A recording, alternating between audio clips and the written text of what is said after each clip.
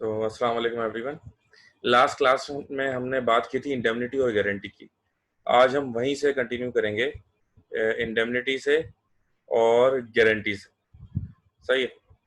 अब पहले जो इस वक्त बच्चे ऑनलाइन हैं, थोड़ा सा मैं उनसे जानना चाहूँगा कि लास्ट क्लास में हमने जो डिस्कस किया था इंडेमनिटी क्या होता है और गारंटी क्या होता है, थोड़ा सा ज़रा वो बता दें। उसके बाद इंशाल्लाह हम अपनी बात को आगे बढ़ाएंगे। ठीक है। तो सबसे पहले हम दावत देते हैं काशान को। जी काशान, आप मेरी बात सुन रहे हैं?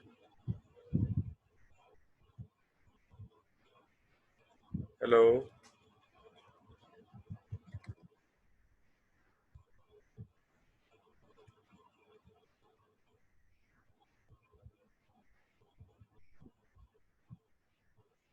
हाँ भाई, काशान को हमने बोला है। काशा नज़र नहीं आ रहे मुझे, मतलब नज़र तो आ रहे हैं लेकिन। या हफ्सा फातिमा, आप अगर बताना चाहें इंडेमनिटी क्या होता है।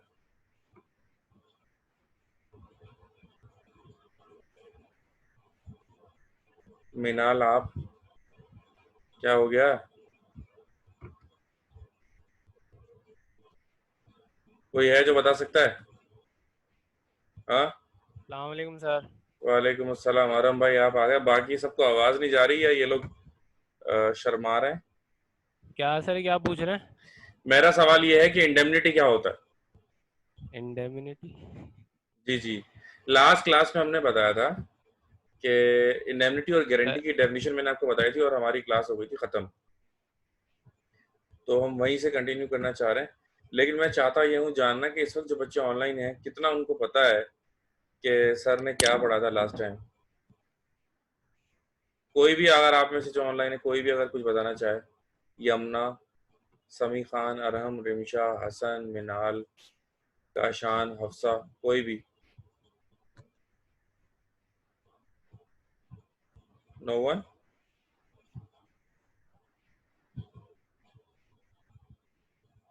जी, कोई भी नहीं है क्या? यार अगर नहीं है कोई भी या किसी को भी नहीं पता तो ये बहुत अफसोस की बात है, कोई अच्छी बात नहीं। तो जो फेसबुक पे इस वक्त देख रहे हैं उनसे मैं कहूँगा कि आप कमेंट्स में ज़रूर बताएं कि what is indemnity and what is guarantee. बहरहाल हम बात शुरू कर रहे हैं।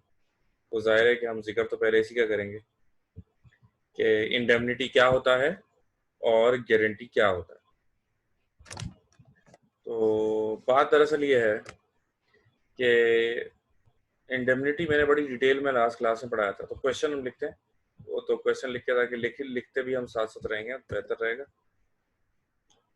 तो पेन वगैरह उठा लें। तो क्वेश्चन इज,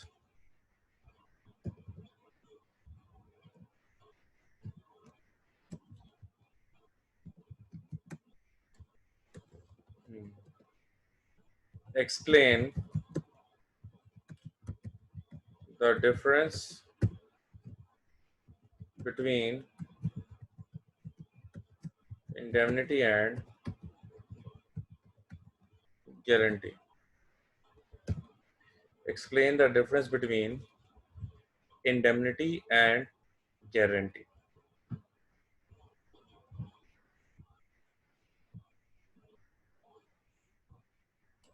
तो हेडिंग आएगी पहले, इंडेमनिटी एंड गारंटी दोनों हेडिंग एक साथ आएंगी।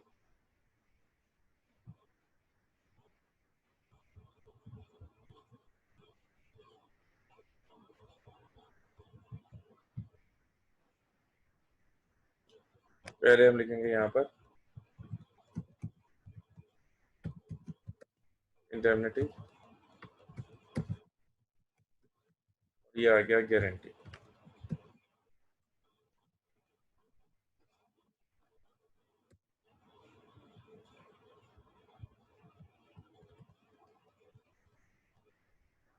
अच्छा जी। तो जो डेफिनेशन लास्ट क्लास में मैंने आपको बताई थी उसी के तनाजुर में मैं इसको वन बाय वन एक्सप्लेन करूंगा। ठीक है जी। तो सबसे पहले, अब जाहिर है कि ज़्यादातर बच्चे जो है वो नहीं बता पाए,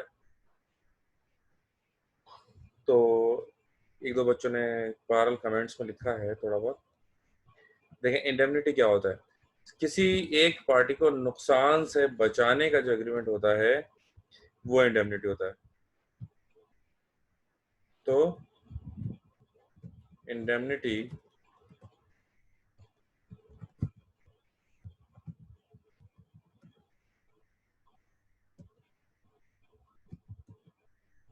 इज प्राइमरी कॉन्ट्रैक्ट। गारंटी में लिखेंगे गारंटी इज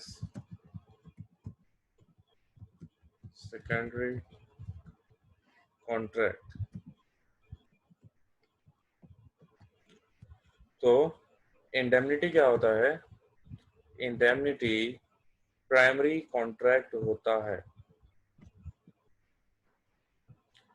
जबकि गारंटी जो है वो सेकेंडरी कॉन्ट्रैक्ट होता है। अब प्राइमरी और सेकेंडरी कॉन्ट्रैक्ट में क्या फर्क होता है, इसकी मैं मिसाल देता हूँ।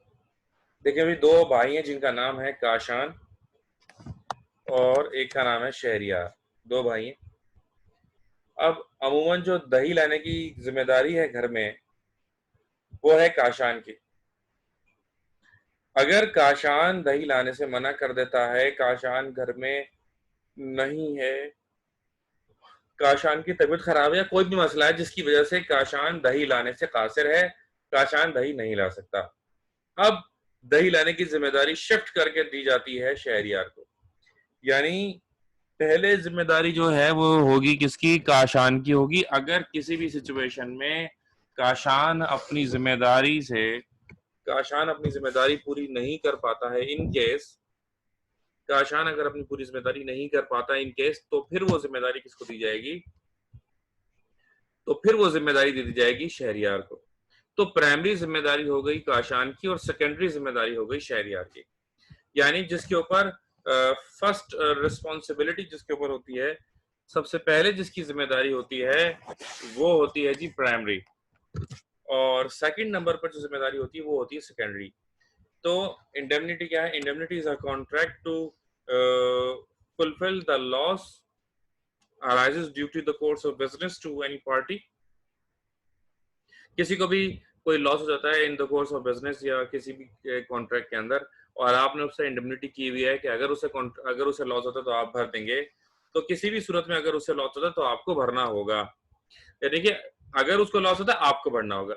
यानी कि डायरेक्ट जिम्मेदारी किसकी हो गई? आपकी जिम्मेदारी हो गई। तो क्योंकि डायरेक्ट अगर जिम्मेदारी आपके ऊपर आ रही है,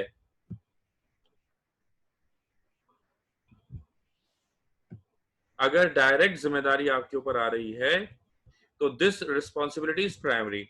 लेकिन अगर ये बेसिकली पहले किसी और की जिम्मेदारी है और उसके फेल हो जाने की सूरत में आपकी जिम्मेदारी है, तो दिस इज सेकेंडरी। ठीक है ना? जैसे मैंने दही की मिसाल दी कि जिम्मेदारी बेसिकली काशान की थी, लेकिन अगर किसी सूरत में वो नहीं कर पाता है तब जाकर ये जिम्मेदारी शिफ्ट होकर किसके पास चली जाएगी? तब जाकर ये जिम्मेदारी शहरियार के ऊपर शिफ्ट हो जाएगी। अब इसी तरह लोन में होता है। गारंटी के बारे में जैसा कि मैंने आपको लास्ट क्लास में बताया था, गारंटी के बारे में मैंने आपको ये बताया था कि guarantee is just kind of loan. Guarantee क्या होता है? लोन होता है। गारंटी में आप क्या कर रहे होते हैं? लोन बेसिकली कर रहे होते हैं।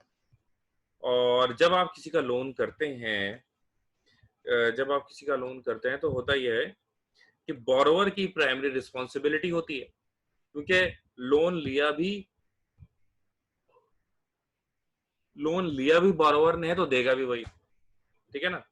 अब ये हो सकता है कि किसी भी सिचुएशन में अगर बोरोवर अपना लोन वापस पे ऑफ नहीं कर पाए, अगर बोरोवर लोन अपना पे ऑफ नहीं कर पाए, तब जाकर ये जिम्मेदारी शिफ्ट होकर गारंटर पर आ जाती है। तो बेसिकली गारंटी की बुनियादी जिम्मेदारी जो है वो बोरोवर की है। अगर इन केस अगर वो डिफॉल्ट कर जाता है तब जाकर ये शिफ्ट होकर गारंटर पर आती है, तो इसलिए उसको सेकेंडरी कहा जाता है।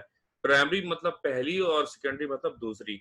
तो बोरोवर की जिम्मेदारी क्योंकि पहली होती है तो गारंटी की जिम्मेदारी सेकेंडरी हो जाती है। तो ये बेसिकली डिफरेंस है इसके अंदर, एक तरफ प्राइमरी रिस्पॉन्सिबिलिटी, दूसरी तरफ सेकेंडरी। अगला, contract of indemnity is a single contract. Contract of indemnity is what? Contract of indemnity is a single contract. ठीक है, कॉन्ट्रैक्ट ऑफ इंडेमनिटी क्या है? कॉन्ट्रैक्ट ऑफ इंडेमनिटी एक single contract. Contract of guarantee is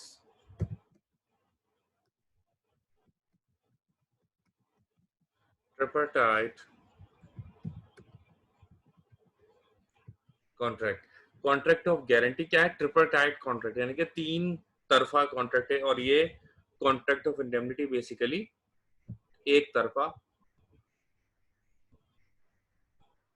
contract है. अच्छा, अब इसको मैं समझाता हूँ आपको किस तरह से. कॉन्ट्रैक्ट ऑफ इंडेमनिटी की, ये सिर्फ समझाने के लिए मैं कर रहा हूँ, लिखना जरूरी नहीं है. अगर आप चाहें तो लिख भी सकते हैं. कॉन्ट्रैक्ट ऑफ इंडेमनिटी की पहले बात करते हैं. इसमें दो पार्टीज होती है. एक होता है इंडेमनीफायर,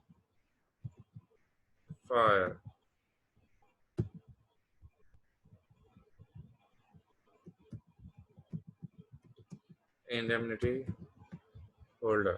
ठीक है ना. दो पार्टीज होती हैं इसके अंदर. एक इंडेमनीफायर होता है और एक इंडेमनिटी होल्डर होता है. ठीक है. तो इन दोनों के दरमियान एक बेसिकली मुआहदा हो जाता है. ये मुआहदा क्या होता है? ये सिंगल कॉन्ट्रैक्ट है जो कि दो पार्टीज के दरमियान हुआ, इंडेमनीफायर के दरमियान और इंडेमनिटी होल्डर के दरमियान.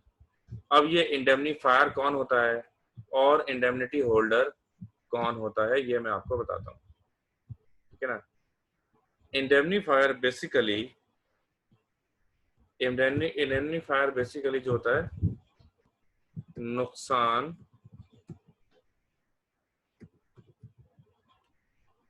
उठाने वाला. ठीक है जी. तो इंडेमनीफायर नुकसान उठाने वाला होता है. ठीक है जी. इंडेमनिटी होल्डर जिसका नुकसान उठाया जाए.